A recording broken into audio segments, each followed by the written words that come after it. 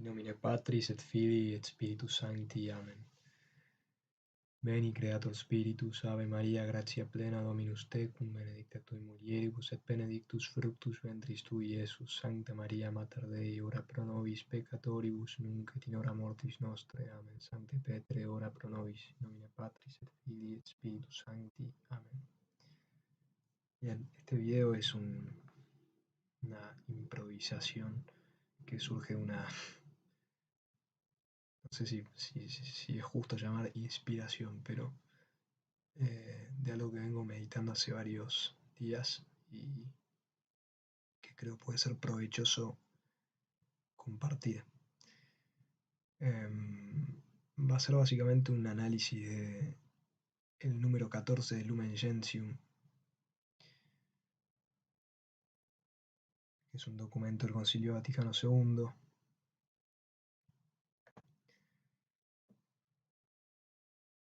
Constitución dogmática sobre la Iglesia Lumen Gentium.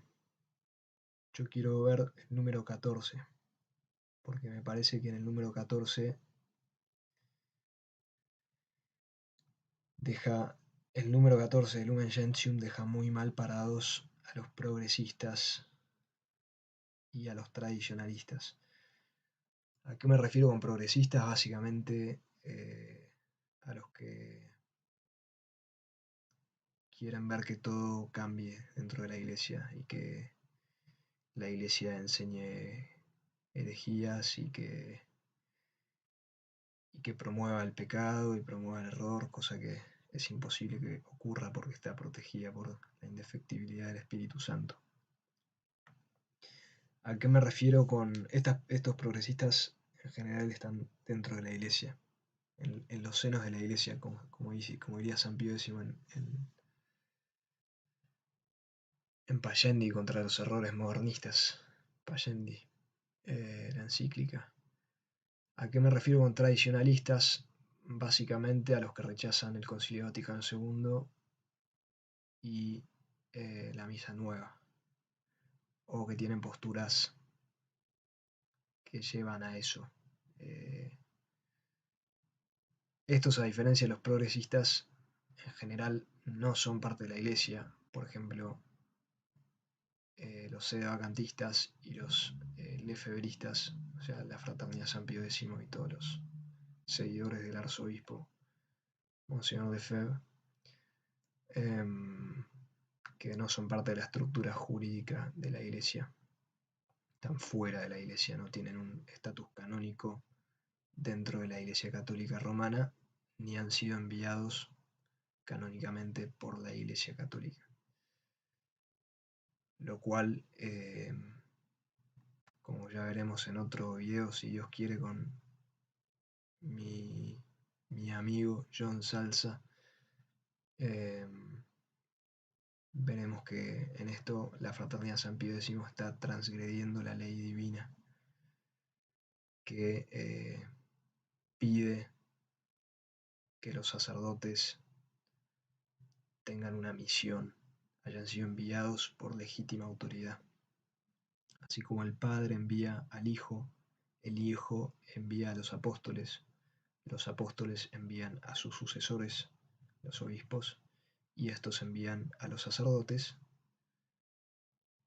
Así es la estructura jurídica de la Iglesia. Esa misión canónica es necesaria. El Concilio de Trento anatematiza a todos aquellos que dicen que un obispo que no ha sido enviado canónicamente por una legítima autoridad es un obispo legítimo. El Concilio de Trento condena la falta de misión canónica. Entonces, en el caso de los sedevacantistas y de los lefebristas, estos no tienen misión canónica, no han sido enviados por ninguna autoridad legítima, no han sido enviados por la Iglesia, por el Papa, y no son parte de la Iglesia, no tienen ningún estatus dentro de la Iglesia Católica, dentro de la estructura jurídica, no son parte de la estructura jurídica. Bien, sin embargo hay otros católicos que sí están dentro de la estructura jurídica, incluso podemos hablar de obispos, sacerdotes, que asumen posturas muy semejantes a las posturas lefebristas. ¿Por qué digo lefebristas? Porque los miembros de la Fraternidad San Pío X básicamente fundan toda su doctrina y pensamiento en los errores de Monseñor Lefebvre. Por eso es justo llamarlos lefebristas, porque siguen a Lefebvre.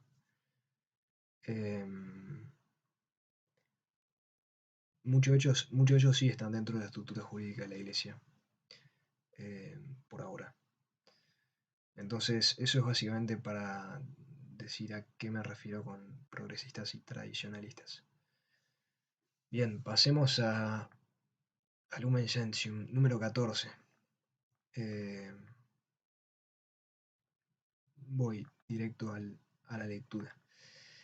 El Sagrado Concilio fija su atención en primer lugar en los fieles católicos y enseña, fundado en la Sagrada Escritura y en la tradición, con T mayúscula, es decir, en la Sagrada Tradición, que esta iglesia peregrinante es necesaria para la salvación.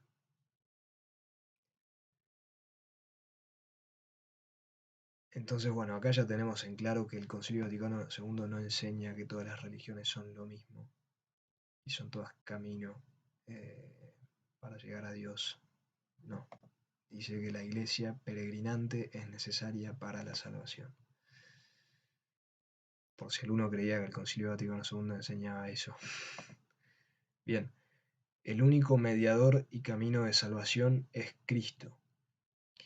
El único mediador y camino de salvación, el único, es Cristo, quien se hace presente a todos nosotros en su cuerpo, que es la Iglesia. Bien. Entonces, la doctrina progresista que dice que,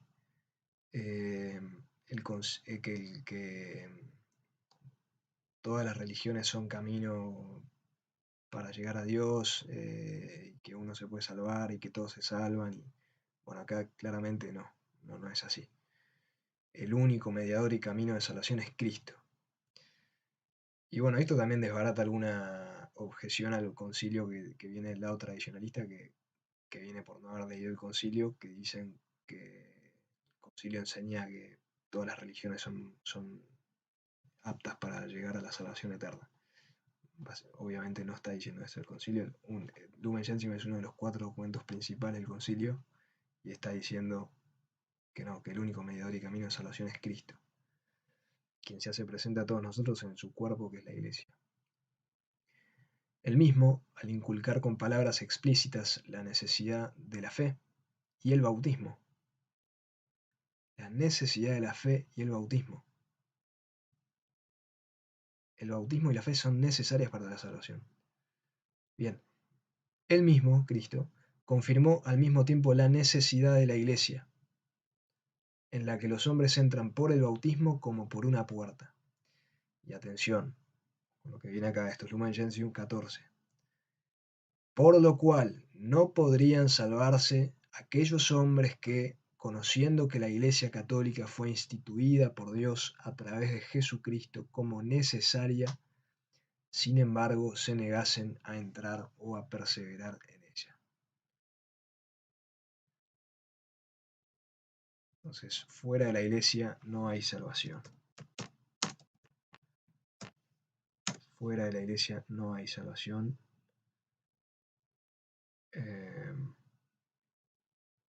Quiero ahora leer una parte de Unam Sanctam, que es otro documento que no es del Concilio Vaticano II. El Papa Bonifacio VIII, de 1302, es una bula. A ver.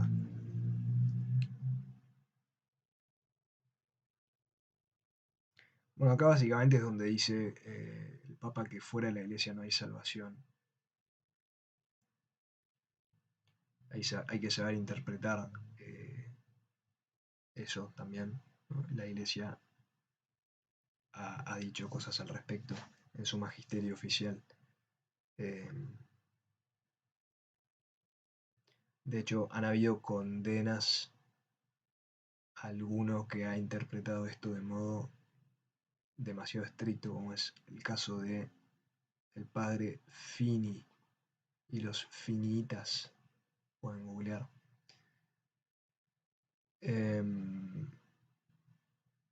Bien, ¿qué más quiero sacar de Unam Sanctam? Unam Sanctam dice lo siguiente. A ver, perdón la tardanza.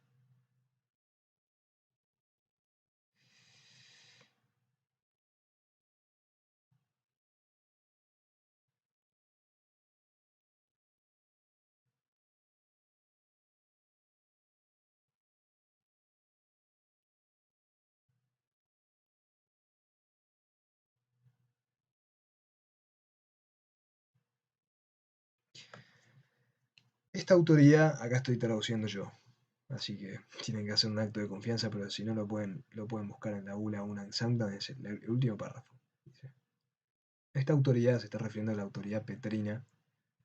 Sin embargo, aunque ha sido dada al hombre y es ejercitada o ejercida por el hombre, no es humana, sino divina, otorgada a Pedro por la palabra divina y reafirmada a Pedro y a sus sucesores por aquel a quien Pedro confesó, Cristo. El Señor dijo a Pedro mismo,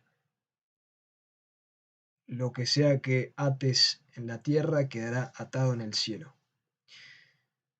Por lo tanto, cualquiera que resista este poder, así por tanto, ordenado por Dios, resiste en la orden de Dios.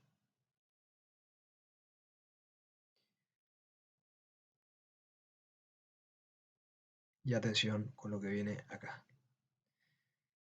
Así pues, declaramos, proclamamos, definimos que es absolutamente necesario para la salvación que toda humana criatura esté sujeta al romano pontífice. Voy a repetir eso. Declaramos, proclamamos, definimos que es absolutamente necesaria para la salvación que toda humana criatura esté sujeta al romano pontífice. Bien, esto va especialmente para que lo consideren los miembros de la Fraternidad San Pío X. Los sevacantistas, bueno, ellos dicen que no hay papa, por lo menos son más consistentes con su postura. Dicen que no hay papa, entonces no tienen a quién obedecer. Pero San Pío X reconoce que hay papa y no está sujeto a él. De hecho, la definición de cisma que se encuentra en Santo Tomás de Aquino, en el Código de Derecho Canónico y en el Catecismo de la Iglesia Católica, dice que cisma es el rechazo de la sujeción al sumo pontífice y el rechazo de la comunión con los miembros sujetos al sumo pontífice. Bien, como es sabido por todos, la Fraternidad de San Pío X no está ni siquiera sujeta al obispo local. Como ya fue dicho, no tienen ni estatus canónico dentro de la Iglesia, por lo tanto todo su ministerio es ilícito, menos las confesiones y los matrimonios, estos últimos compromisos del obispo, por una misericordia del Papa Francisco, porque se preocupaba porque estos sacramentos antes de ese otorgamiento, de esa gracia de Francisco, eran inválidos. Entonces Francisco estaba preocupado por la salvación de las almas de los miembros de San Pío X, entonces les confirió estas facultades para esos sacramentos. Pero el resto sigue siendo, incluso los matrimonios con la aprobación del obispo local, el resto sigue siendo totalmente ilícito. Ilícito y contrario a la ley divina que exige misión canónica y a la ley canónica. Y fíjense que esa definición que di de cisma pega a la perfección con la situación de San Pío X, que ya desde 1974 que está repitiendo constantemente actos cismáticos. Y como sabemos, como indica el principio metafísico de que el obrar sigue al ser, luego se puede decir que de actos cismáticos sistemáticos lo que subyace es un cisma. No por nada el Papa Juan Pablo II en su motu proprio Ecclesia Dei, donde confirma la excomunión de Monseñor Lefebvre, advierte a todos los seguidores del movimiento de Lefebvre que esa forma de actuar es reprobable, y en la oración siguiente dice que advierte que la adherencia formal al cisma implica excomunión late sentencia, o sea, automática. Bueno, esto es para que lo consideren sobre todo, bueno, tanto los progresistas que no se quieren someter al Papa en sus enseñanzas, como los tradicionalistas que no se quieren someter al Papa ni siquiera en gobierno. San Pío X, no, como les digo, no, o sea, están básicamente usurpando las diócesis de los obispos en comunión con Roma, los obispos legítimos de la Iglesia. Bien, ¿qué más tenemos en Lumen Gentium 14?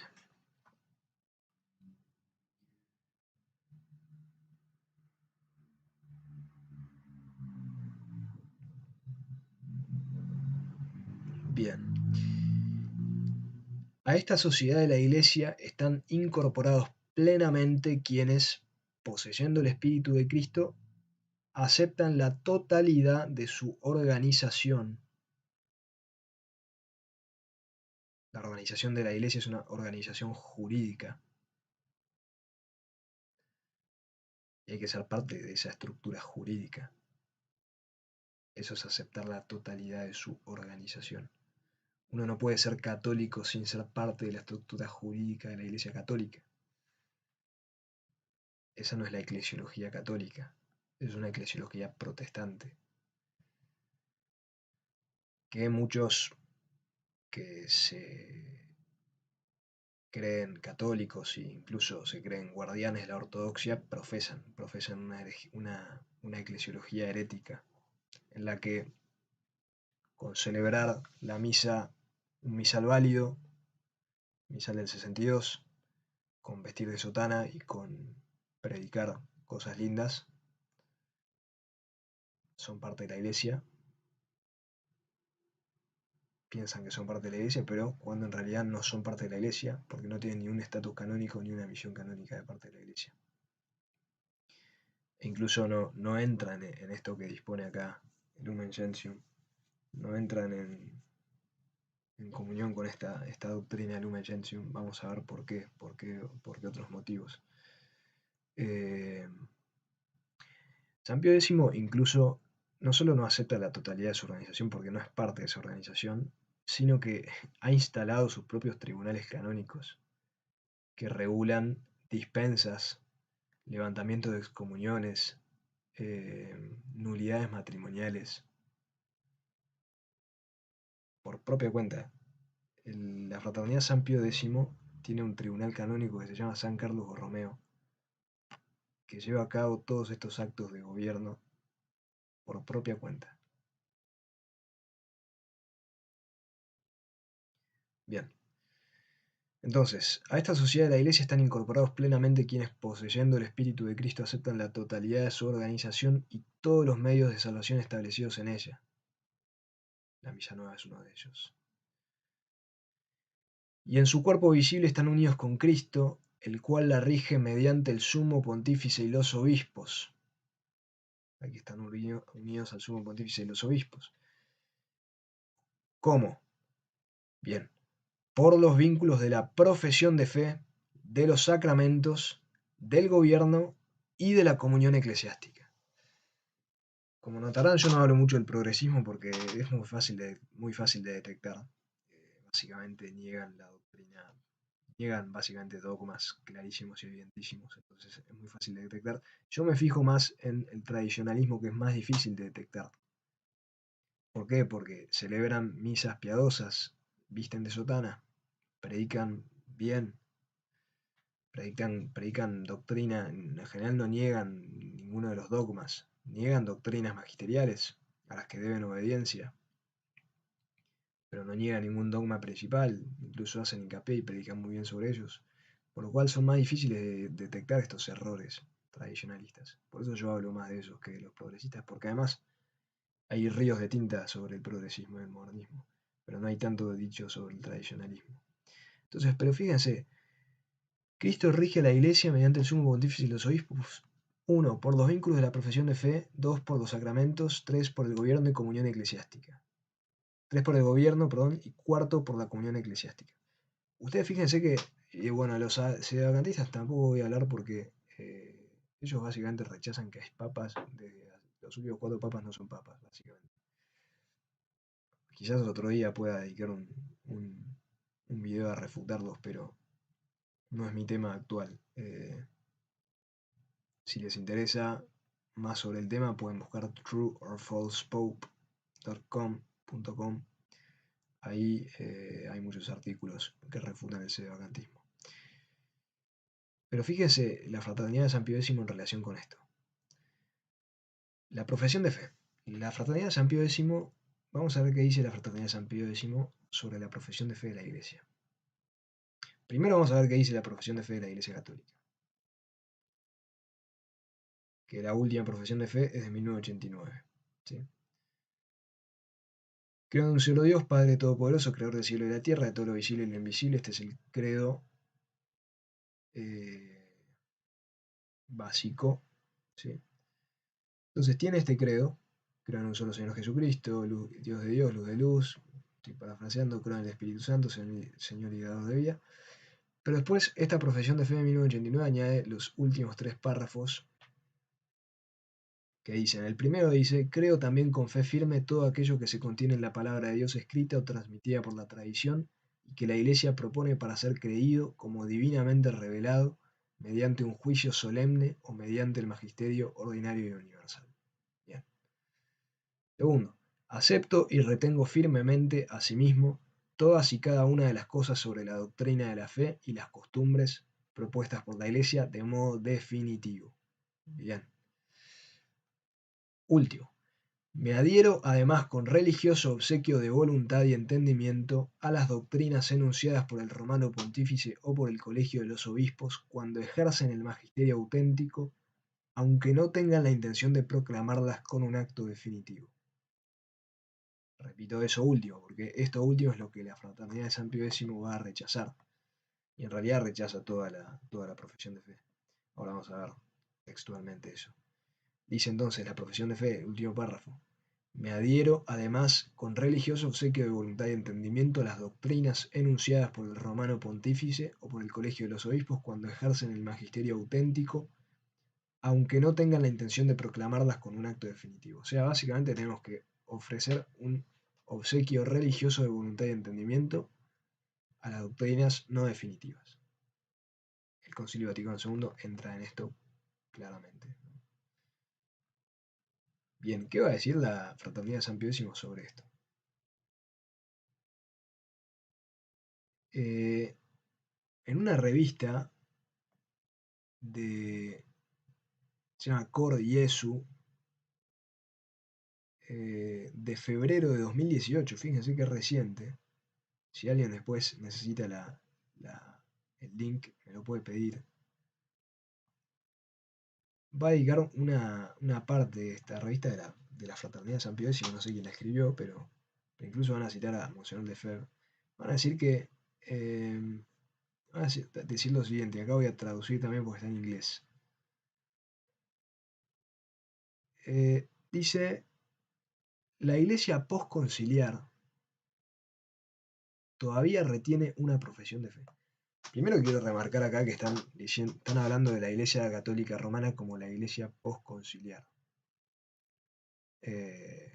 No sé si quieren, no sé a qué se refieren con esto, pero me da la sensación de que con esto están evidenciando una eclesiología totalmente deficiente, como separando la Iglesia Católica Romana de la verdadera iglesia que serían ellos, ¿no? Algo por el estilo. Después lo vamos a ver con una cita de Mystici Corporis.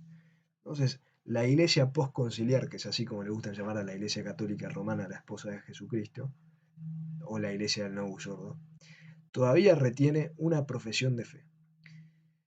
Sin embargo, es una nueva profesión de fe compuesta a la luz del Vaticano II. Es muy corta y básicamente consiste solo de el credo niceno junto con eh, tres muy breves párrafos indicando la aceptación de lo que es enseñado por el magisterio de la Iglesia.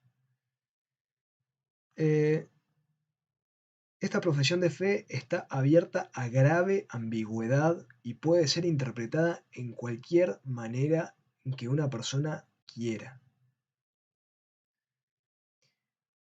Lo peor de todo, sin embargo, es el párrafo final de esta profesión de fe, que no es nada sino una caja de Pandora abierta a los errores del modernismo.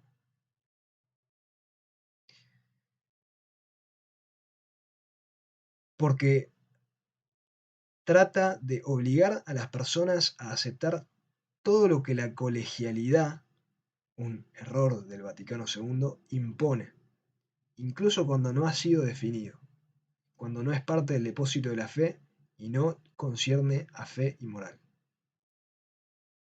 Es un atentado de autoridad para imponer la revolución del Vaticano II como si fuera una cuestión de fe, como si estuviera contenida en la divina revelación. Vamos a ver qué dijo Monseñor, eso es lo que dice la revista acá en la Fraternidad San Pío X. Vamos a ver qué dice Monseñor Lefebvre. Dice sobre esto, dice...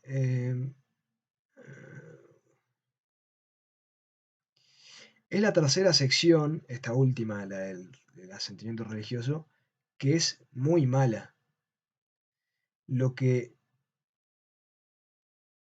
implica prácticamente es aceptar lo que los obispos del mundo de hoy piensan. Ha sido añadida por el espíritu del concilio.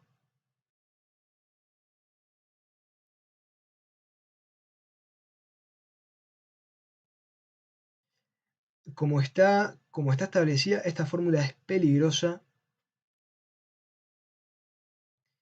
demuestra claramente el espíritu de estas personas con quienes es imposible llegar a un acuerdo, es absolutamente ridícula y falsa.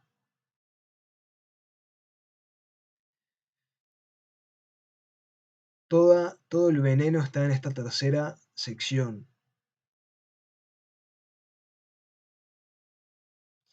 Bien, hasta aquí. A ver, una palabra sobre la colegialidad. La colegialidad es una doctrina que está en el Concilio Vaticano II, que otro día voy a hacer un video sobre esto, pero que la Fraternidad de San Pío X dice que es una herejía del Concilio Vaticano II. O sea que según ellos, el Concilio Vaticano II enseña herejía. La Iglesia, por su magisterio oficial, instituido por Jesucristo, enseña herejía. Y todos los papas postconciliares que abrazaron el concilio siguen sosteniendo esta herejía. O sea que hay herejía en el magisterio de la Iglesia desde hace más de 50 años. Piensen si eso no atenta contra la indefectibilidad de la Iglesia. De todas maneras, si uno analiza la doctrina de la colegialidad, uno va a encontrar que esa misma doctrina, del mismo modo, la letra del concilio, eso está en muchísimos teólogos preconciliares, incluso el cardenal Villot, preconciliar, que es una referencia y una eminencia en los seminarios de la Fraternidad San Pío X, dice que es un dogma de fe. No sé si está exagerando o qué, pero fíjense lo que dice, que la colegialidad es un dogma de fe. Entonces, yo no sé si los que dicen estas cosas, bueno, Lefebvre decía estas cosas, yo no sé si no leyeron la teología preconciliar qué pasó ahí, pero no se entiende realmente. Otro día voy a dedicar eh, más tiempo a esto, más en profundidad, pero lo que quería decir es básicamente que no es una doctrina nueva, es una doctrina que está en muchísimos teólogos preconciliares de buena línea. Si quieren leer más sobre esto, en True or False Pope hay también 2 artículos escritos, uno por John Salza y uno por Robert Sisko, ¿sí? Ahora bien, la pregunta que surge acá es si esta tercera parte de la Professio Fidei, que dice: me adhiero además con religioso obsequio de voluntad y entendimiento de las doctrinas enunciadas por el romano pontífice o por el colegio de los obispos cuando ejercen el magisterio auténtico, aunque no tengan la intención de proclamarlas con un acto definitivo. Si esto es una doctrina así, ridícula, perversa, mala, venenosa, como dijo Lefebvre. Bueno, vamos a ver qué dice la iglesia preconciliar sobre esto. Primero vamos a ir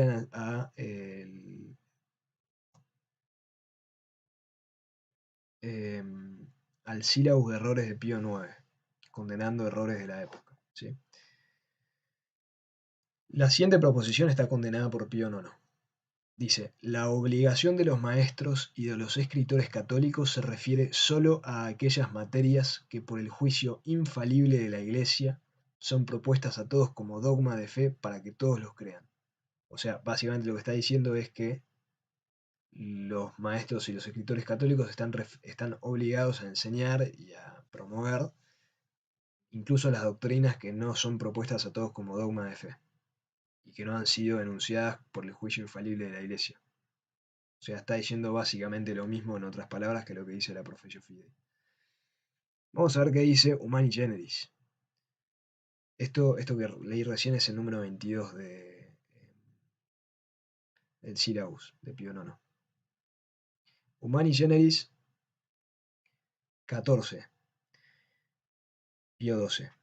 Ni puede afirmarse que las enseñanzas de las encíclicas no exijan de por sí nuestro asentimiento, pretextando que los romanos pontífices no ejercen en ellas la suprema majestad de su magisterio. Pues son enseñanzas del magisterio ordinario, para las cuales valen también aquellas palabras de Cristo: el que a vosotros oye, a mí me oye.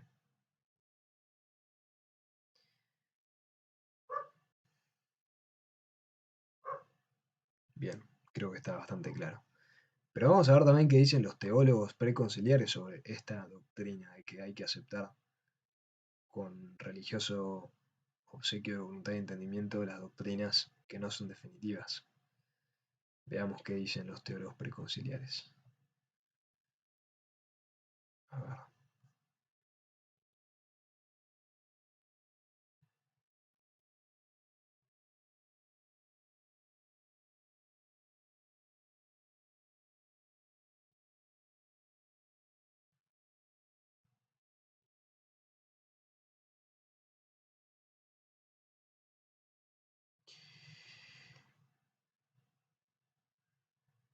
Acá traduzco un artículo de John Salza que se llama The SSPX Rejects All Church-Approved Traditional Groups.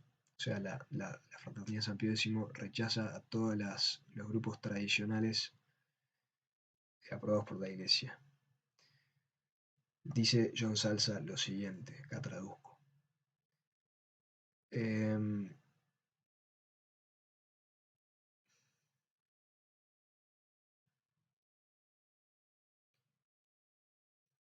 Perdón por la demora.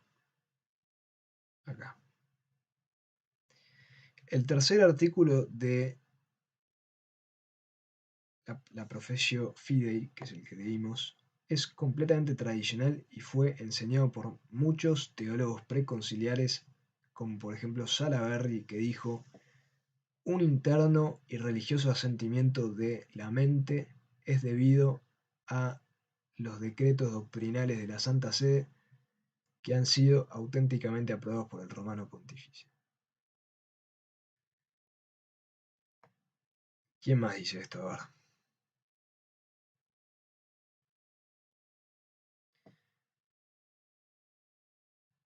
El padre Fenton dice algo parecido, Villot dice algo parecido, Jung dice algo parecido, no es el psicólogo. Tanqueray dice algo parecido, Now dice algo parecido y muchos otros dicen algo parecido. Esto cito lo que dice John Salza. No tengo acá la cita de ellos, pero al parecer hay muchos teólogos preconciliares que dicen lo mismo. Entonces, acá la pregunta que surge es, ¿habrá leído Monseñor Lefebvre la doctrina preconciliar? Incluso las encíclicas preconciliares que enseñan, o los documentos preconciliares que dicen básicamente lo mismo que la Professio Fidei. Hay otro error acá de la Fraternidad San Pío X, porque como leímos, la Fraternidad y Lefebvre dicen que una persona está supuestamente obligada a adherir con fe a doctrinas y enseñanzas que no son definitivas. Pero esta tercera categoría solamente requiere un asentimiento de respeto o deferencia, o sea, un religioso sentimiento de intelecto y voluntad, no el asentimiento de la fe. Incluso el comentario de Derecho Canónico de 1983 dice que la Iglesia deja espacio para disentimiento en enseñanzas no definitivas basadas obviamente en evidencia preponderante, si no, no tendría sentido esta tercera parte de la Professio Fidei. Bueno, entonces vemos que la Fraternidad San Pío X no acepta la profesión de fe de la Iglesia, que es uno de los vínculos por los cuales Cristo rige a la Iglesia, según Lumen Gentium 14.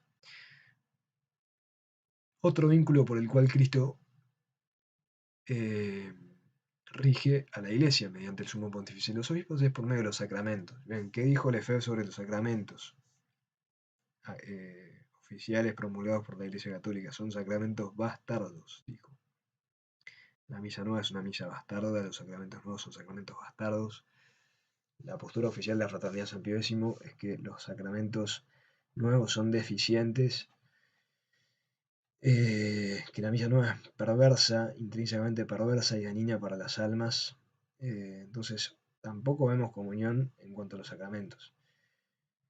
Por los vínculos de gobierno, acá ya lo dijimos, la fraternidad no es parte de la Iglesia y no tiene misión canónica de parte de la Iglesia. O sea que no están sujetos al gobierno de la Iglesia, ni siquiera están sujetos al obispo local. Así que tampoco el gobierno. Y comunión eclesiástica, bueno, por todo lo ya dicho, tampoco hay comunión eclesiástica. Así que no tiene ningún tipo de comunión. Y Lumen Gentium 14 sigue diciendo, y esto aplica para todos, para los progresistas y para los tradicionalistas, no se salva, sin embargo, aunque esté incorporado a la Iglesia, quien no perseverando en la caridad permanece en el seno de la Iglesia en cuerpo, mas no en corazón. Esto es parafrasear a San Agustín.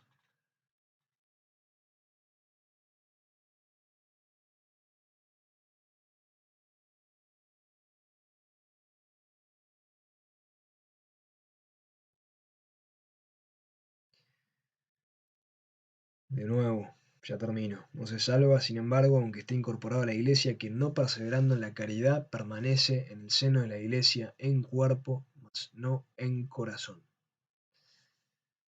Así que si están dentro de la estructura jurídica de la Iglesia, pero no piensan lo que piensa la Iglesia, es básicamente lo mismo que estar fuera de la Iglesia. ¿Qué más tengo para aportar? A ver. Hasta acá Lumen Gentium.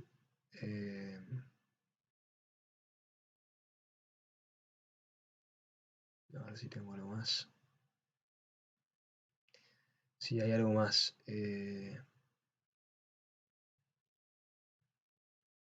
Cuando la fraternidad dice la Roma eterna, la Roma temporal, y nosotros somos parte de la Roma eterna, y la Iglesia es la Roma temporal, y es la Iglesia postconciliar, la Iglesia apóstata, por así decirlo. Bien, quiero ir al número 30 de Mystici Corporis, de Pío XII. Dice: de cuanto venimos escribiendo y explicando, venerables hermanos, se deduce absolutamente el grave error de los que a su arbitrio se forjan una iglesia latente e invisible, así como el de los que la tienen por una institución humana dotada de una cierta norma de disciplina y de ritos externos, pero sin la comunicación de una vida sobrenatural.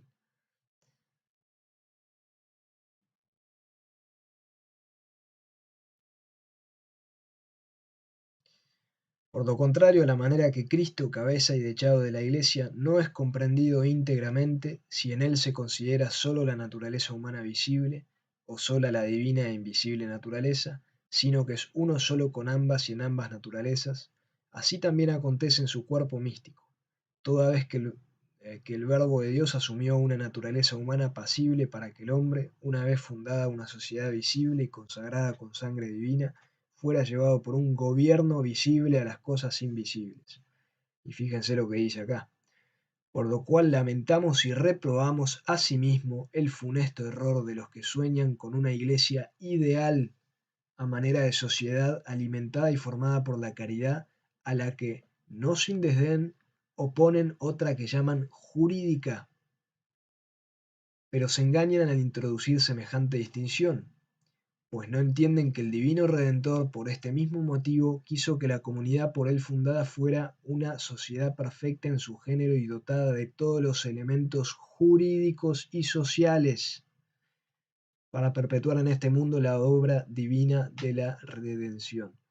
Muchas veces cuando yo digo esto me dicen, sos un legalista o un juridicista. Bueno, este es el vocabulario que usa la iglesia.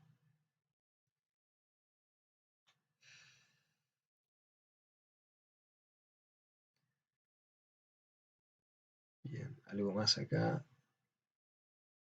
No puede haber por consiguiente ninguna verdadera oposición o pugna entre la misión invisible del Espíritu Santo y el oficio jurídico que los pastores y doctores han recibido de Cristo, pues estas dos realidades, como en nosotros el cuerpo y el alma, se completan y perfeccionan mutuamente y proceden del mismo Salvador nuestro, quien no sólo dijo al infundir el soplo divino, recibid el Espíritu Santo, sino también imperó con expresión clara, como me envió el Padre, así os envío yo, y asimismo, el que a vosotros oye, a mí me oye.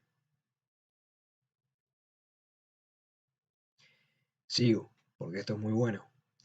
Y si en la Iglesia se descubre algo que arguye la debilidad de nuestra condición humana, ello no debe atribuirse a su constitución jurídica, sino más bien a la deplorable inclinación de los individuos al mal, inclinación que su divino fundador permite aún en los más altos miembros del cuerpo místico para que se pruebe la virtud de las ovejas y de los pastores, y para que en todos aumenten los méritos de la fe cristiana. Entonces Cristo nos prueba. Dejar la iglesia es lo que no quiere, nos prueba a ver si vamos a dejar la iglesia o no.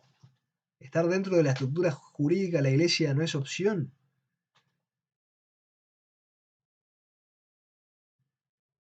Nos prueba, deja que la cizaña se siembre para ver si abandonamos la iglesia o no, si nos quedamos firmes confiando en sus promesas de la indefectibilidad.